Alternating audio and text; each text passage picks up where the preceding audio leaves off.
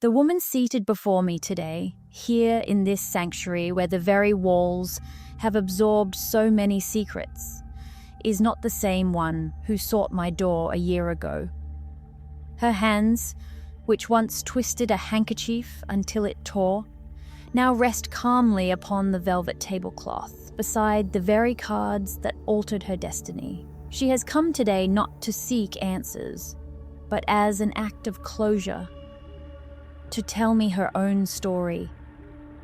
The air outside is heavy, threatening a rain that mirrors the very day I first met her. But within her, for the first time in a long, long time, there is sunlight. She smiles, a fragile but genuine smile, and prepares to speak. And I remember the beginning of it all perfectly. She arrived like a phantom, wrapped in a woolen coat, the energy of a perpetual winter clinging to her like a shroud. The cards I laid out for her on that first afternoon did not foretell a future. They excavated a past that refused to be buried. Her question was simple, almost a cliché whispered by so many clients before her. "Madame Morgana, is my house haunted?" I looked down at the spread upon the table. The hermit, the tower, the moon, a trinity of isolation, ruin, and illusion. The cards never lie. They simply answer the right question, not necessarily the one that was asked. And their answer to me was as clear as a bolt of lightning on a starless night. Yes, there was a haunting, but it wasn't the walls of the house that groaned with the weight of a spirit. It was her soul. The haunting was seated right there, in front of me, her eyes filled with a pain so ancient it had become a part of who she was. What followed, what I am about to tell you now, was not the story of a house being exorcised, but of a heart. It is a journey through a frozen landscape of time, guided by the purest love that exists, a love that refused to remain on the other side of the veil. This is Eleanor's story. In our first session, with the cards spread between us, Eleanor described her perpetual autumn to me. She told me how she floated through her days, a soul caught in a forced stillness for 5 long years. As she spoke, her voice low and monotone, I saw the temperance card, reversed, lying on the table. Time for her was not merely stopped, it was broken. "I stopped all the clocks myself," she confessed, refusing to meet my eyes. "They all read 3:17 in the afternoon." I understood in that moment that each clock was an altar, a stubborn defiance of reality itself, and that their silence was the only music she could bear to hear. The most difficult part of her account, I remember thinking, was when she spoke of the house, a large, quiet house that had become more of a mausoleum than a home. Her hands clenched in her lap as she described Samuel's room, a sacred and untouched museum. "His dinosaurs are still on the shelf," she whispered. It was then that she mentioned the first call from beyond the veil, and I felt the energy in the room shift. "There's a smell, sometimes. The scent of crayons." I saw in her face the sweet agony. This caused her, the torture of a presence that existed only in its absence, an olfactory echo of a small hand creating a universe no one would ever see. "But something changed this week," she continued, finally lifting her eyes to mine. She told me of the bird, the red cardinal, a vibrant drop of blood against the grey world she had painted for herself. It didn't sing, she said, it just stared at her, perched on the old tree in the yard. And that was the question she left me with at the end of the session, a question that hung in the air, between us along with the scent of the rain that was beginning to fall outside. After so many days of absolute silence. "Why now, Madame Morgana?" What does it want from me? In the following session, Eleanor told me that the bird did not leave. She seemed exhausted, just reliving those 3 days of silent siege. It became a watchman, Madame Morgana, a red stain on my window, a judge. She described how she tried to ignore it, how she closed the curtains. But its presence was a weight, a pressure against the stillness of her home. It was then that I turned over the strength card, revealing the inner battle between her will and a greater force. On the morning of the 4th day, she confessed, I surrendered. I whispered to the window, "What do you want from me?" And it was then, she told me, that the bird flew, not away, but deep into her own past, towards the shed she had kept locked for 5 years. As she described the moment she opened the shed, I saw the Fool card on the table, signifying the first step on an unpredictable journey. The air inside was frozen in time, she said, with the smell of earth and my son's forgotten tricycle. And then she leaned forward in her chair, her eyes intense. But the scent of crayons, madame, it was stronger there than in his own room. It wasn't natural. The bird, she told me, didn't just point to the small wooden box forgotten on a dusty shelf. It stared at her, then looked at the box and then back at her. It was an act of clear, intelligent communication. And she said, it was absolutely terrifying. I brought the box inside as one would carry a cursed relic, she continued, her voice a whisper. She described placing it on her kitchen table, a foreign object, a messenger from a world she was trying to ignore. As she told me what was inside, the muddy little shoe and the childish map, her hands trembled, reliving the moment. And the question she asked herself in that kitchen, the same one she brought to my consulting room, was the perfect hook for the beginning of our true journey. It wasn't about what was there, she told me. It was about why. What secret could a child possibly have that would need to be buried? The session in which Eleanor told me of her decision to enter the forest was one of the most intense. She described the silent war she waged for 2 days in her kitchen.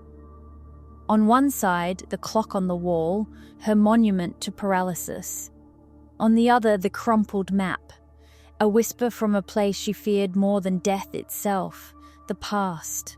I knew I had to choose, she told me, her voice firm, to remain a ghost in my own house, or to follow the ghost of my son. She told me about the moment she put on an old woolen coat, a piece she hadn't worn in years. It was like wearing an old skin, she confided, the skin of the woman I used to be, a woman who wasn't so afraid. She began her walk in the mid-afternoon, and she described to me how the forest seemed like a place outside of time, swallowing her whole with each step.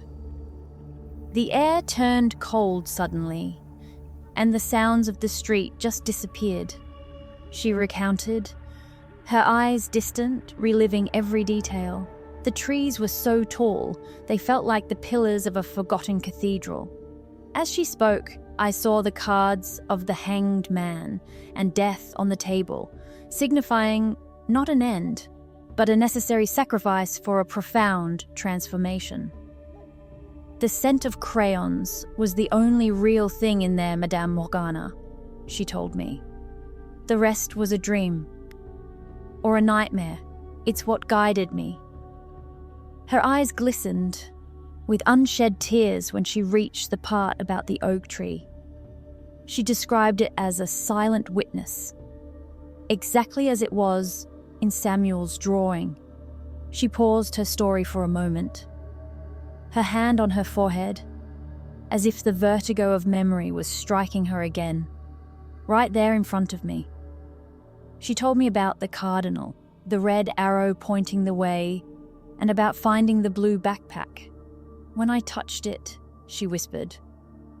The memory came like a flash. His voice, his laughter. She then looked at me. And the question she asked ended our session for that day, leaving a trail of mystery in the air. He wanted to show me a treasure we were going to bury together. How could I have forgotten something like that? There was a long pause in the session before Eleanor had the courage to tell me what was inside the backpack. She described the sound of the zipper as a scream, and then, one by one, she pulled out the artifacts of her past. There was a superhero action figure, his favorite, she said, her voice low, and the clay medal he made for me, best mom. She held an invisible amulet in her hand as she told me this, and I saw the Queen of Cups card, reversed in my mind's eye, the archetype of the mother, wounded by her own perceived failure. The bird, she said, departed in that moment, leaving her with the responsibility for what was to come. The true flood came when she mentioned the metal lunchbox. Her voice failed her, and for the first time in all our consultations, she wept. It was not a cry of sorrow, but of pure, rediscovered agony. When I touched that cold metal, it all came back, she sobbed, her body trembling in the chair. I wasn't with him. I was at home, screaming into the phone over some stupid fight, while I watched the clock tick past 3:17. The time I was supposed to be there. The guilt. Madame Morgana. I realized the guilt was the real haunting. The Tower card, which I had drawn in her first reading, had never seemed so brutally honest. Her foundation, built on a lie she told herself, was crumbling. But his treasure, she continued, tears still streaming. It was so pure. She described the stones, the nest, and the red feather of a cardinal. In that moment, I knew that Samuel's spirit had not guided her to her pain, but through it, so that she would remember not her failure, but the innocent love that was waiting for her. It was the first time I saw her smile, a smile broken by pain. But just when I thought I understood everything, she said, her voice suddenly tense, pulling me from my own reflection. I heard it, a twig snapping, and I knew with every fiber of my being that I was not alone in the forest.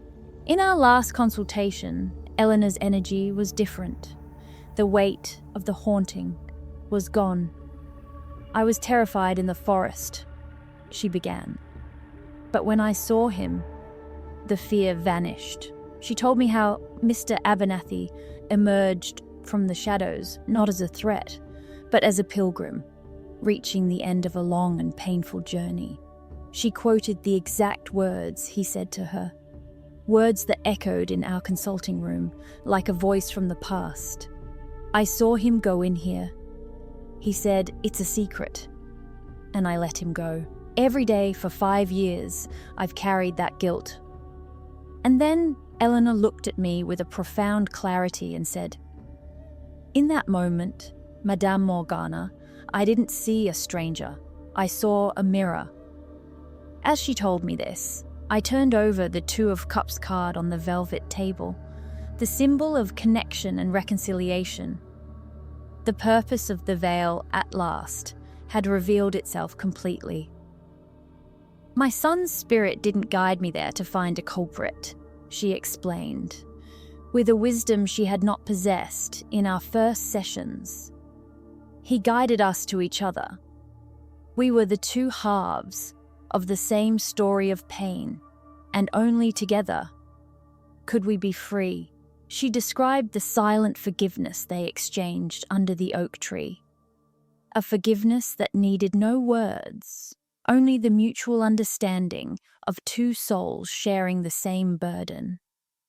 We walked out of the forest together, she concluded, her voice serene. And then she told me about the moment she returned home. The air was light, the house quiet but in a peaceful way. I looked at the clock on the wall, she said, with a smile that reached her eyes. And then I heard it, a click. The softest, most powerful sound I have ever heard. It was the sound of time forgiving me. The pain, she told me, had not disappeared, but it had transformed. Now she was ready to live with the right ghosts, those of memory and love, and no longer those of guilt. In our last consultation, Eleanor's energy was different. The weight of the haunting was gone.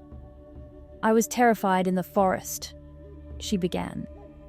But when I saw him, the fear vanished. She told me how Mr. Abernathy emerged from the shadows, not as a threat, but as a pilgrim, reaching the end of a long and painful journey.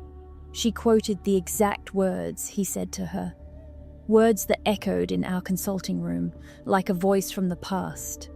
I saw him go in here. He said, "It's a secret." And I let him go.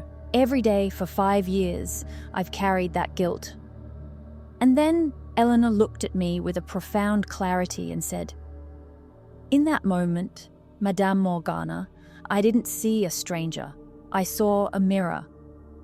As she told me this, I turned over the Two of Cups card on the velvet table, the symbol of connection and reconciliation. The purpose of the veil, at last, had revealed itself completely. My son's spirit didn't guide me there to find a culprit, she explained, with a wisdom she had not possessed in our first sessions. He guided us to each other. We were the two halves of the same story of pain, and only together could we be free. She described the silent forgiveness they exchanged under the oak tree. A forgiveness that needed no words, only the mutual understanding of two souls sharing the same burden. We walked out of the forest together, she concluded, her voice serene. And then she told me about the moment she returned home. The air was light, the house quiet but in a peaceful way. I looked at the clock on the wall, she said, with a smile that reached her eyes. And then I heard it, a click. The softest, most powerful sound I have ever heard. It was the sound of time forgiving me. The pain, she told me, had not disappeared, but it had transformed. Now she was ready to live with the right ghosts, those of memory and love, and no longer those of guilt.